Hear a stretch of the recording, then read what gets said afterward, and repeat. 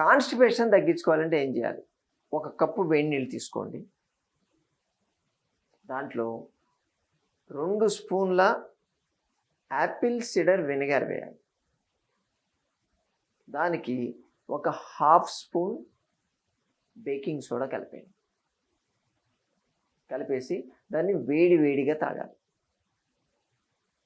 పొద్దున్నే తాగొచ్చు. అలా తీసుకోలేకపోతే 2 స్పూన్ల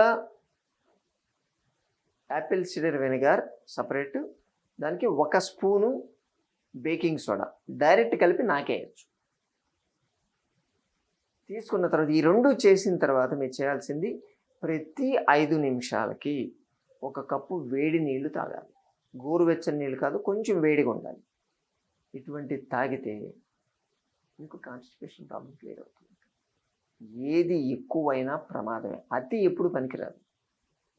ఎంతవరకు వాడుకోవాలో అంతవరకే వాడుకోవాలి. బేకింగ్ సోడా కూడా అంతే, లిమిట్ ఉంటుంది దానికి. రోజుకి 1 స్పూన్ అంతే, ఇంకంతకన్నా ఎక్కువ తీసుకోవడానికి లేదు. టీ స్పూన్, టేబుల్ స్పూన్ కాదు, కేవలం టీ స్పూన్ మాత్రమే, 3 to 4 grams. అది తీసుకుంటే ఎటువంటి సైడ్ ఎఫెక్ట్స్ ఉండవు. దాంట్లో సోడియం బైకార్బోనేట్ అది కాదనట్లేదు. కాబట్టి దీనికి ఉండేటువంటి లక్షణాలు ఏంటంటే మన డైజెస్టివ్ సిస్టానికి ఫ్లూయిడ్ కాంటెంట్ని పెంచుతుంది. అలాగే ఆ గ్యాస్ట్రిక్ మొటిలిటీ అంటాం, అంటే ఉన్నటువంటి పేగులు కానీ ప్లస్ ఆ స్టమక్ కదలడానికి మూమెంట్ కావాలి, పెరిస్టాల్టిక్ మూమెంట్ అంటారు. అది పెరిస్టాల్టిక్ మూమెంట్ అనేది మనకు పేగులో ఉంటుంది. ఆ పెరిస్టాల్టిక్ మూమెంట్ని ఇది స్టార్ట్ చేస్తుంది. రెండోది, మన డైజెస్టివ్ సిస్టంలో ఆల్కలైన్ నేచర్ని పెంచుతుంది.